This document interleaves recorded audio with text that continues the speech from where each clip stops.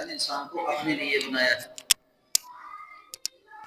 اور تقوی یعنی وقا یقی یہ باب ہے، تقوی کے معنی دیتا ہے یعنی وقا یقی بچنا۔ جیسے ہم جو گردانے پڑھتے ہیں نا، اس میں اس کا گردان ایسے چلے گی وقا یقی یعنی بچنا، دنیا میں گناہوں سے بچنا اور کل موت کے بعد آگ سے بچ جانا، کل موت کے بعد آگ سے بچ جانا اور دنیا کے اندر گناہوں سے بچنا۔ جیسے دوسری آیت کے اندر آتا ہے یا ایھا الذین آمنوا قوا انفسکم واہلیکم نارا وقودھا الناس والحجارہ، وقودھا الناس والحجارہ، اے ایمان والو اپنے آپ کو اور اپنے اہل و عیال کو جہنم کی اس آگ سے بچاؤ جس کا ایندھن مرد، عورت اور پتھر ہے، یعنی جس کا ایندھن مرد، عورت اور پتھر ہیں۔ یہاں اللہ تعالیٰ تقوی کو ذکر کر کے یہ کہہ رہے ہیں کہ بھی اپنے آپ کو بچاؤ، یعنی دنیا میں گناہوں سے بچو گے تو کل موت کے بعد تم اس آگ سے بچ جاؤ گے جو آگ اللہ نے ظالموں کے لیے، فاسقوں کے لیے، گناہ گاروں کے لیے تیار کی ہے۔ انسان کا جو سفر ہے وہ اللہ تعالیٰ کی بدیت سے شروع ہوتا ہے، یعنی جب آپ کے اندر تقوی آ جائے گا، پرہیزگاری آ جائے گی، آنکھوں کا دیکھنا ٹھیک ہو جائے، دماغ کا سوچنا ٹھیک ہو جائے، پاؤں کا چلنا ٹھیک ہو جائے، تو اس کے لیے انسان کو محنت کی ضرورت ہے۔ جیسے دوسری آیت کے اندر آتا ہے وَلَيْسَ لِلْإِنسَانِ إِلَّا مَا سَعَىٰ، انسان کو نہیں ملتا مگر وہ جو محنت کرتا ہے، انسان کو نہیں ملتا جو وہ محنت کرتا ہے۔ دوسری آیت کے اندر آتا ہے یوم یتذکر الانسان ما سعیٰ، جس دن انسان یاد کرے گا کہ اس نے کون سی محنت کی ہے، جس انسان یاد کرے گا کہ وہ دنیا میں کون سی محنت کرتا رہا۔ تو محنتوں کا رخ ٹھیک ہو جانا، محنتوں کا رخ ٹھیک ہو جانا، انسان دنیا میں زندگی سارے گزارتے ہیں، کافر بھی گزارتے ہیں، مسلمان بھی گزارتے ہیں، اللہ تعالیٰ کے جو نافرمان لوگ ہیں وہ بھی زندگی گزارتے ہیں، جو فرمانبردار ہیں وہ بھی زندگی گزارتے ہیں، لیکن اللہ تعالیٰ کے نزدیک اچھا ٹھکانہ کون بنا رہا ہے؟ جس آیت کے اندر من شاء اتخذ الی ربہ مآبا، کون ہے جو یہ چاہتا ہوں کہ اللہ تعالیٰ کے پاس بہترین ٹھکانہ بنا رہے؟ تو اللہ تعالیٰ کے پاس بہترین جو ٹھکانہ بنانا ہے وہ عمل کے ساتھ ہے۔ آسیہ علیہ السلام یہ فرعون کی بیوی تھی، جب فرعون مارنے لگا نا آسیہ علیہ السلام کو، تو اس نے کچھ فوجی اور سپاہی اپنے آسیہ علیہ السلام کو مارنے کے لیے کچھ پتھر کا بڑا کے ان کے سر پہ مارنا چاہتے تھے، تو آسیہ علیہ السلام نے ہاتھ اٹھائے اور فرمایا اے اللہ میں نے تیری خاطر یہ شہزادیوں جیسی زندگی، یعنی پہلوں میں پلنے والی یہ عورت ہے، دنیا کی ہر قسم کی آزائش اللہ تعالیٰ کو دے رکھی تھی، تو کیا فرمایا کہ اللہ میں نے تیری خاطر یہ دنیا کی خوشیاں، دنیا کی یہ نعمتیں میں نے چھوڑ دی، اور اے اللہ تو میرے لیے اپنے پاس بہترین ٹھکانہ بنا، تو میرے پاس میرے لیے اپنے پاس بہترین ٹھکانہ بنا۔ تو قرآن کے اندر اس کی مثال اللہ تعالیٰ نے فرمائی وَضَرَبَ اللَّهُ کہ مریم کی مثال کو بیان کیجیے اور لوط علیہ السلام کی بیوی کی مثال کو بیان کیجیے کہ حضرت آسیہ علیہ السلام کو اللہ تعالیٰ نے مثال دے کے کہا کہ اللہ نے ان کے لیے فرش کے سامنے محل بنا دیا ان کے عمل کی وجہ سے، اور لوط علیہ السلام حضرت لوط علیہ السلام کی بیوی ہے لیکن برے عمل کی وجہ سے اللہ تعالیٰ نے اس کو غرق کر دیا، ہمیشہ ہمیشہ کے لیے جو ہے نا جو زندگی اللہ نیک کاموں کو سے دور کر دیا، حالانکہ یہ نبی کی بیوی ہے۔ تو انسان کی جو قیمت بڑھتی ہے وہ عمل کے ساتھ بڑھتی ہے۔ اگر انسان بے عمل ہے اور بے عمل کے ساتھ وہ زندگی گزارتا چلا جاتا ہے، توبہ نہیں کرتا، اللہ کو راضی کرنے کی کوشش نہیں کرتا، تو اللہ تعالیٰ کے نزدیک اس کی کوئی قدر و قیمت نہیں ہے، جس کر کے اپنے آپ کو قیمتی بنانا، اپنے آپ کو اللہ تعالیٰ کی منشا کے مطابق لے کے آنا کہ اللہ ہم سے راضی ہو جائے۔ تو جب انسان اس چیز کا دل کے اندر خیال کر لیتا ہے، قرآن کے اندر آتا ہے یوم یتذکر الانسان ما سعیٰ، جس دن انسان یاد کرے گا کہ وہ دنیا میں کون سی محنت کرتا رہا، جس دن انسان یاد کرے گا وہ دنیا میں کون سی محنت کرتا رہا۔ اب دوسری جگہ اللہ تعالیٰ نے تقوی کو اختیار کیا، آج بیان کی یا ایھا الناس اتقوا، اے لوگوں ڈرو اللہ سے، یا ایھا الناس اتقوا ربکم الذی، جس نے تمہیں پیدا کیا، خلقکم من نفس واحدہ، ایک جان سے پیدا کیا، خلق من نفس واحدۃ وجعل منها زوجها وبث منهما رجالا كثيرا ونساء، تو پھر اللہ تعالیٰ نے تمہیں پوری دنیا کے اندر پھیلا دیا، واتقوا الذی تساءلون به والارحام، ڈرو اس بات سے کہ جس کے بارے میں تم سے سوال کیا جائے، یعنی ارحام، رشتہ داری کے بارے میں، انسان کے معاملات کے بارے میں، ایک دوسرے کے ساتھ تعلق کے بارے میں، ان اللہ کان علیما حکیما، بے شک اللہ علم والا حکمت والا ہے۔ تو بیان کرنے کا مقصد یہ ہے کہ آپ نے تقوی اختیار کرنا ہے، اپنے نظام کی حفاظت کرنا، دن کے اوقات میں اپنا محاسبہ کرنا کہ میں کسی سے کوئی گناہ تو نہیں سرزد ہوا، اور جیسے انسان سے کوئی گناہ سرزد ہوتا ہے تو اس کے بدلے میں انسان نیک عمل کرے تاکہ وہ جو گناہ ہے وہ گناہ اس نیک عمل کی وجہ سے دھل جائے۔ ایک صحابی آئے، کہنے لگے اللہ کے رسول مجھ سے یہ گناہ ہو گیا، تو اب خاموش رہے۔ کچھ دیر کے بعد پھر آئے، اللہ کے رسول مجھ سے یہ گناہ سرزد ہو گیا، آپ نے کیا فرمایا؟ کیا تم نے وضو کیا ہے؟ فرمایا جی ہاں میں نے وضو کیا ہے۔ پھر کیا کہ تم نے نماز پڑھی ہے؟ فرمایا جی ہاں میں نے نماز پڑھی ہے۔ تو آپ صلی اللہ علیہ وسلم نے فرمایا کہ تیرے اس نماز پڑھنے کی وجہ سے، تیرے اس وضو کرنے کی وجہ سے اللہ نے تیرے گناہوں کو معاف کر دیا۔ تو یعنی جب انسان سے گناہ سرزد ہو جائے تو نیکیوں کی طرف رغبت کرنا، اس گناہ کے بدلے میں کچھ نیکی کر لینا۔ اللہ اللہ، اس کر کے سب سے پہلے ضرورت اس بات کی کہ آپ نے اپنا ذہن دینی بنانا ہے، اور آپ نے یہ ذہن میں رکھنا ہے کہ ہم نے کل اللہ تعالیٰ کے سامنے پیش ہونا ہے۔ مرد ہو یا عورت ہو، بوڑھا ہو یا بچہ ہو، ہر انسان نے کل اللہ تعالیٰ کے سامنے پیش ہونا ہے، اور پیش ہونے کے بعد اللہ تعالیٰ کو ایک ایک چیز کا جواب دینا ہے۔ فَمَن يَعْمَلْ مِثْقَالَ ذَرَّةٍ وَمَن يَعْمَلْ مِثْقَالَ ذَرَّةٍ شَرًّا يَرَهُ وَمَن يَعْمَلْ مِثْقَالَ ذَرَّةٍ خَيْرًا يَرَهُ۔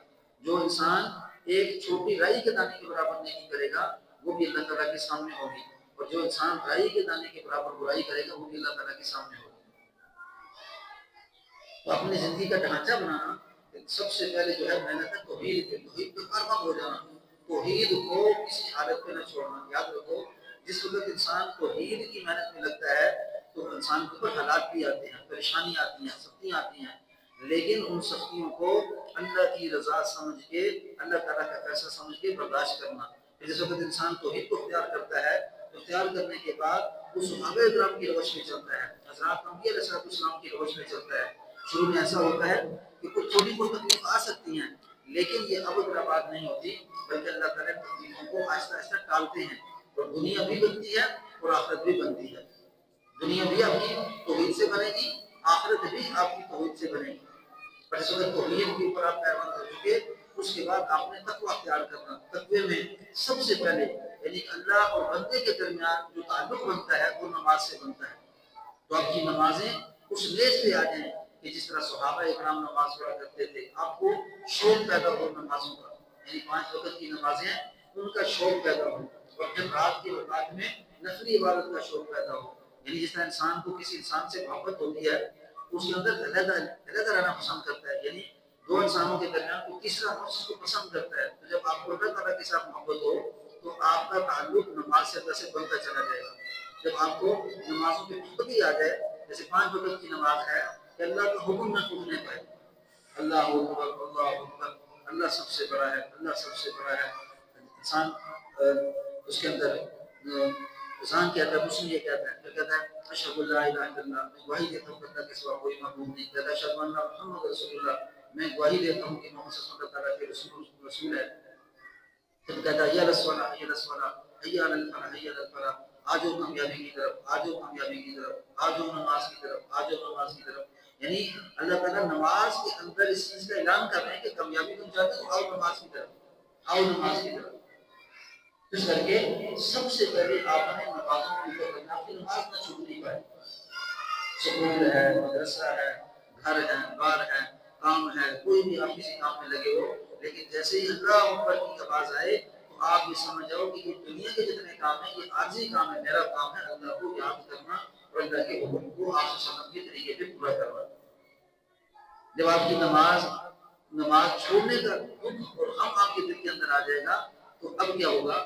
اب آپ کے دل کے اندر اللہ کے حکم کی قدر آئے گی۔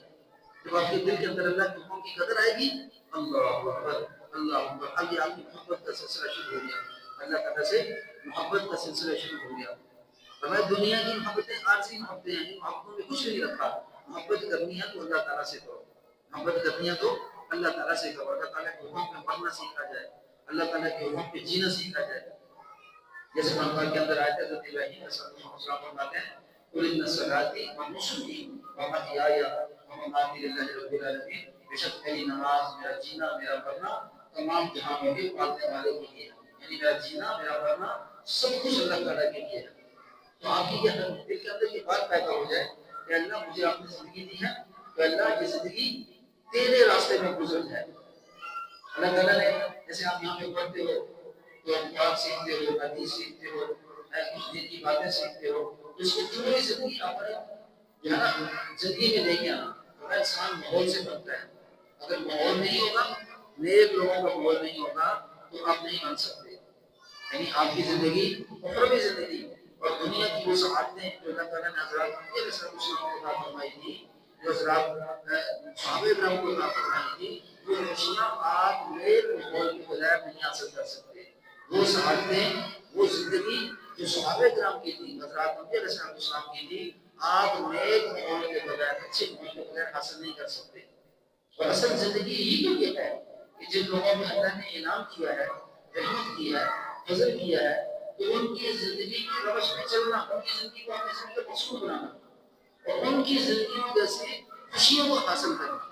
اللہ تعالیٰ نے یہ سونے چاندی کے ڈھیر، یہ مال دولت سب انسان کے لیے بنایا ہے، لیکن اس انسان کو اللہ تعالیٰ نے اپنے لیے بنایا ہے. یعنی سونے چاندی یا اسی طرح مال کو استعمال کرنا یہ تو گناہ نہیں ہے، لیکن اپنے اللہ کے حکم کو توڑنا یہ گناہ ہے. مال آپ کو اللہ کی یاد سے غافل کرنے نہ پائے اور ہم آپ کو اللہ کی یاد سے غافل کرنے نہ پائے. کوئی خوشی آپ کو اللہ کی یاد سے غافل کرنے نہ پائے. جنازہ ہو تو نماز پھر یاد ہے، شادی ہو تو نماز پھر یاد ہے، غم ہو تو نماز پھر یاد ہے، خوشی ہو تو پھر نماز یاد ہے. یعنی صحابہ کرام کو جب نماز ملی نا تو نماز ملنے پہ اتنے خوش ہوئے، کہنے لگے آج ہمیں اللہ تعالیٰ سے لینے کا طریقہ آ گیا. آج ہمیں اللہ تعالیٰ سے لینے کا طریقہ آ گیا. تو یعنی اللہ تعالیٰ سے لینے کا طریقہ کیا ہے؟ اللہ تعالیٰ سے لینے کا طریقہ نماز ہے. اس کر کے کوشش یہ کرنی ہے کہ اپنی نمازوں کا خوب اہتمام کرنا. اور جب نمازوں کا، فرض نمازوں کا جب اہتمام ہو جائے تو پھر اس کے بعد یعنی کہ نفلی عبادات کے اندر انسان نے لگنا ہے. نفلی نماز کے اندر انسان نے لگنا ہے. عبادت کے اندر فرض کے بعد نفل کے اندر انسان نے لگنا. تو نفلی عبادت کے بارے میں حدیث کیا آتی ہے، فرمایا انسان نفلی نماز پڑھنے سے اللہ کے نزدیک ہوتا رہتا ہے، یہاں تک کہ پھر اللہ اس کا ہاتھ بن جاتے ہیں، اللہ اس کی زبان بن جاتے ہیں، اللہ اس کی جو ہے زبان بن جاتے ہیں، اللہ اس کے قوم بن جاتے ہیں. یعنی اس کے دل کے اندر سے وہی بات نکلتی ہے جو اللہ تعالیٰ کی منشا ہوئی ہے. لیکن اس سے پہلے انسان کو اپنی نمازوں پہ محنت کرنی پڑتی ہے. اور نماز کے پڑھنے میں ایک تو شوق کا ہونا اور پھر ڈر اور خوف کا بھی ہونا. یعنی ڈر اور خوف کیا، جیسے حدیث ہے جس کا مفہوم ہے ہمیں جس کی ایک نماز رہ گئی گویا اس کے بیوی بچے، اس کا مال، اس کا ساز و سامان ایک کمرے میں بند کیا اور اپنے ہاتھوں سے اس نے آگ لگا دی. اتنا دکھ اس انسان کو ہے کہ جس کی ایک نماز چھوٹ گئی. یعنی اتنا بڑا غم اور تکلیف اس کو ملنے والی ہے. بتاؤ جس کے آنکھوں کے سامنے اس کے ماں باپ جل گئے، اس کا خاندان، اس کے بچے، اس کی بیوی، اس کا خامد جل گیا، تو بتاؤ کتنا بڑا دکھ ہے. ایک نماز چھوڑنے کا دکھ کتنا بڑا ہے. تو اپنے دل کے اندر اس غم کو لینا کہ اللہ تعالیٰ نے جو وعدے کیے ہیں وہ سچے ہیں. ان وعد اللہ حق، خبردار لوگوں اللہ کا وعدہ حق اور سچ ہے، ولکن اکثرهم لا يعلمون، لیکن سب لوگ نہیں جانتے. تو نمازوں کا خوب اہتمام کرنا. جیسے دوسری حدیث ہے فرمایا کہ انسان کو کفر سے جدا کرنے والی وہ نماز ہے.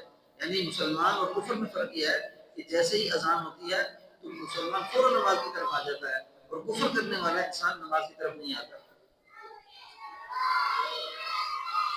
اور قیامت کے دن سب سے پہلے نماز کا حساب ہوگا. فرمایا جس کی نماز اچھی نکلی قبر کے اندر سب سے پہلے نماز کا حساب. فرمایا جس کی نماز اچھی نکلی اس کے باقی اعمال بھی اچھے نکلیں گے، اور جس کی نماز اچھی نہ نکلی اس کے باقی اعمال بھی اچھا نہ نکلیں گے. جیسے قرآن پاک کی آیت ہے مَسَرَتُكُمْ فِي سَقَرَ، جس دن تم سے سوال کیا جائے گا لوگ پوچھیں گے ایک دوسرے سے کہ تمہیں کون سی چیز جہنم میں لے کے آ گئی.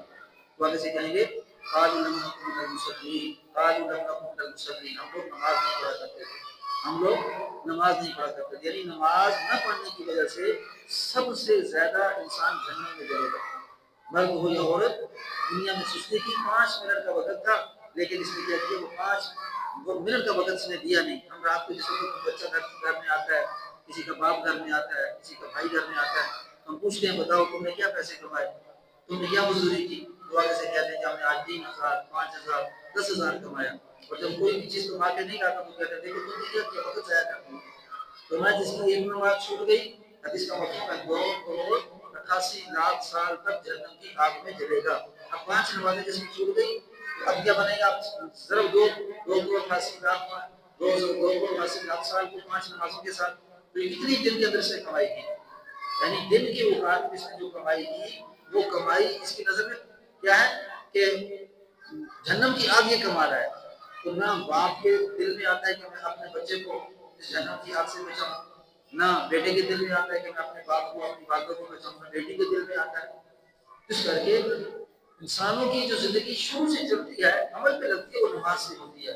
جب میں کہ جس کی نماز پوری نکلی اس کی باقی بات بھی ٹھیک نکلے گی, جس کی نماز پوری نہ نکلی اس کی باقی بات بھی ٹھیک نہیں ہوگی.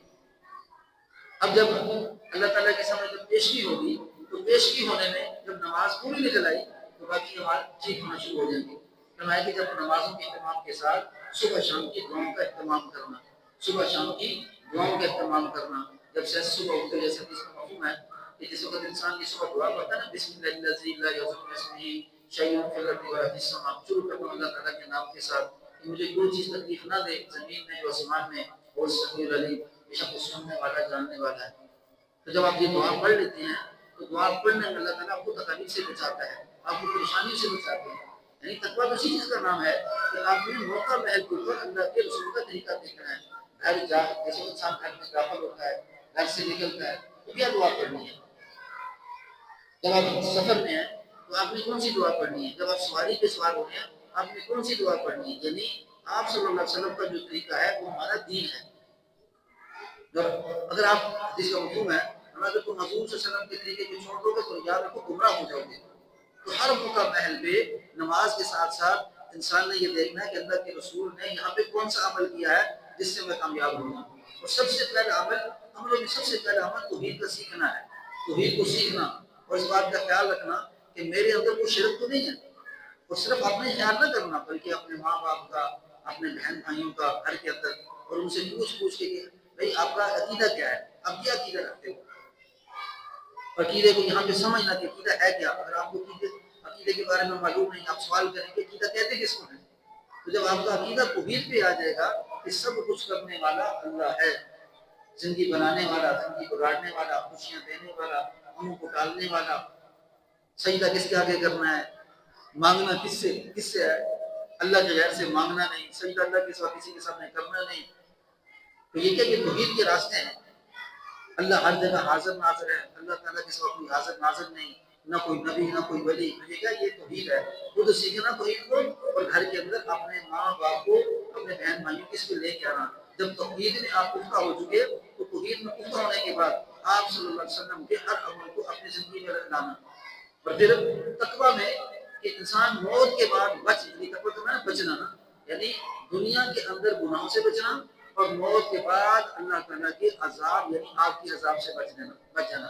ہم دیکھو جیسے دعا پڑھتے ہیں نا اس میں نماز کے اندر وکیل عذاب بننا, اللہ نے بچا آگ کے عذاب سے. تو یہ یہاں پہ بچنا ہے. یعنی انسان اگر نیک عمل کرے گا تو نیک عمل کرنے کی صورت میں یہ انسان جہنم کی آگ سے بچے گا. اور پھر دنیا کی جو پریشانیوں سے ہم نکلنا چاہتے ہیں تو ہمیں کہ دنیا کی پریشانیوں سے نکلنے کے لیے ہمیں تقویٰ اختیار کرنا پڑے گا. انسان کو دنیا کی تکالیف دور کرنے کے لیے تقویٰ سب سے اہم ہے. تو ہر صورت میں اللہ تعالیٰ کو راضی کرنا. کلمہ توحید ہو گیا, نماز ہو گئی, پھر علم آپ سیکھ رہے ہو تو علم سیکھنے میں علم کیا ہے, علم راستہ ہے, ذکر اس کی روشنی ہے. یعنی علم کے بغیر انسان جاہل ہے, علم کے بغیر انسان کو کچھ علم نہیں. اور انسان کو علم سیکھنے میں یعنی کہ ہم اس کو یہ پتہ چلے کہ اس کائنات کو بنانے والا کون ہے, سب سے بڑا علم. یعنی سب سے بڑا علم یہ ہے کہ اس انسان کو یہ پتہ چلے کہ اس کائنات کو بنانے والا کون ہے. اب عیسائیت اس میں فیل ہو چکی, یہودیت اس میں فیل ہو چکی, نصرانیت اس میں فیل ہو چکی, مجوسی اس میں فیل ہو گئے, ہندو اس میں فیل ہو گئے. ان ظالموں کو یہ پتہ نہیں کہ اس کائنات کو بنانے والے کا نظام کیا ہے. تو اللہ تعالیٰ نے آپ کو سمجھ دی, مسلمان پیدا کیا, فرما بردار پیدا کیا. تو یہ جو فرما برداری ہے آپ کی, یہ آپ کو ترقی دینے والی ہے, یہ آپ کو ترقی دینے والی ہے. اس کے لیے آپ نے کیا کرنا ہے کہ اس کے لیے آپ نے اللہ تعالیٰ کو یاد کرنے کے لیے آپ نے اس نظام کو قائم کرنا کہ بھئی آپ کا دل غافل نہ ہو, آپ کا دل غافل نہ ہو. اگر آپ کا دل غافل ہے تو پھر کیا ہوگا کہ اس سے آپ اللہ تعالیٰ سے دور ہو جائیں گے, اللہ تعالیٰ کی ناراضگی آپ کے اوپر آ جائے گی. تو موت کے بعد کی زندگی آپ کی تقوی سے بنے گی, اور آپ سے آپ بچیں گے تقوی سے. آنکھوں کا دیکھنا ٹھیک ہو جائے, کانوں کا سننا ٹھیک ہو جائے, دماغ کا سوچنا ٹھیک ہو جائے. اور علم راستہ ہے, تو راستہ جس وقت تک ہمارا نہیں ہوگا تو پھر ہم چلیں گے کیسے. علم سیکھیں گے آپ, اور اللہ کو سیکھیں گے کہ اللہ ہے کون, اللہ کی ذات کتنی بلند ہے، وما قدر اللہ کا قدری، وہ لوگوں تم نے اللہ کی قدر نہ کی جیسا کہ قدر کرنے کا حق تھا۔ اے لوگوں میں تمہارے سامنے ایک مثال بیان کرتا ہوں، یا ایھا الناس ضرب مثل فاستمعوا له، یہ اس مثال کو غور سے سنو، ان الذين تدعون من دون الله لن يخلقوا ذبابا ولو اجتمعوا له، بے شک یہ جو لوگ ہیں اللہ کے سوا جس کو یہ پکارتے ہیں یہ ایک مکھی نہیں بنا سکتے، تدعون من دون الله لن يخلقوا ذبابا ولو اجتمعوا له وان يسلبهم الذباب، ہمیں یہ مکھی کیا بنائیں گے، اگر ان کے ہاتھ سے مکھی کو چیز لے کے اڑ جائے تو سارے لوگ مل کے اس مکھی کو پکڑ نہیں سکتے، چھوٹا سا دانہ ہے مکھی کے منہ کے اندر، وہ لے کے اڑ رہا ہے لیکن سارے انسان مل کے اس مکھی کو پکڑ نہیں سکتے۔ ان اللہ لقوی عزیز، بے شک اللہ بڑا طاقت والے ہیں، اللہ بڑے غالب ہیں۔ پھر اللہ نے فرمایا وما قدر اللہ حق قدری، لوگوں تم اللہ کی قدر نہ جانے جیسا قدر کرنے کا، تو اللہ تعالیٰ کی عظمت کو پہچاننا، لیس کمثلہ شیء، اللہ کی کوئی مثل نہیں، اللہ اپنی مثل خود ہے، اللہ اپنی مثل خود ہے، لیس کمثلہ شیء، یعنی کسی چیز کو اگر تشبیہ دینا ہے ایسا ہوگا، ایسا نہیں، انسان کی گمراہی ہے۔ اگر تمہیں اللہ تک پہنچنا ہے تو اللہ کی کائنات میں غور و فکر کرو، اپنے اوپر غور و فکر کرو۔ اللہ تعالیٰ نے دیکھو آپ کو دل دیا، وہ کیسے دل رکھتا ہے، اللہ نے آپ کو دماغ دیا وہ کیسے سوچتا ہے، اللہ تعالیٰ نے آپ کو پاؤں دیے وہ کیسے چلتے ہیں، ہاتھ اللہ تعالیٰ نے دیے آپ کو کیسے وہ پکڑتے ہیں۔ تو یہ جو سوچنا ہے، ہر چیز کا سوچنا، یہ انسان کو اللہ تعالیٰ کے نزدیک کرتا ہے۔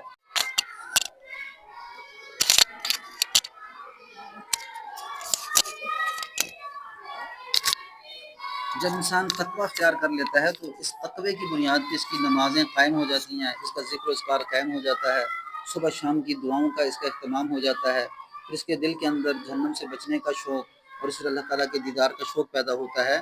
تو یہ چیزیں انسان کی دنیا بھی بناتی ہیں اور اخروی زندگی بھی بناتی ہیں۔ اللہ تعالیٰ اس کو جب انسان اس تقوی پہ آتا ہے تو اس کی زندگی ایسے بنتی ہے جیسے حضرات انبیاء علیہ السلام کی زندگی بنی، اس کی زندگی ایسے بنتی ہے جیسے نیک لوگوں کی زندگی بنی، صحابہ اکرام کی زندگی بنی۔ اور جب یہ انسان دنیا سے جاتا ہے تو فمن شاء اتخذ الی ربہ مآبا، اس آیت کے زمرے میں کہ اسے وہاں پہ بہترین ٹھکانہ مل جائے، وہاں پہ یہ انسان اچھی زندگی گزارے، تو اللہ تعالیٰ اس کو نبیوں جیسی زندگی کا ساتھ دیتے ہیں اور اچھا ٹھکانہ دیتے ہیں۔ اس ٹھکانے کی وجہ سے یہ اخروی زندگی بھی اس کی کامیاب ہوتی ہے اور دنیا کی زندگی بھی کامیاب ہوتی ہے۔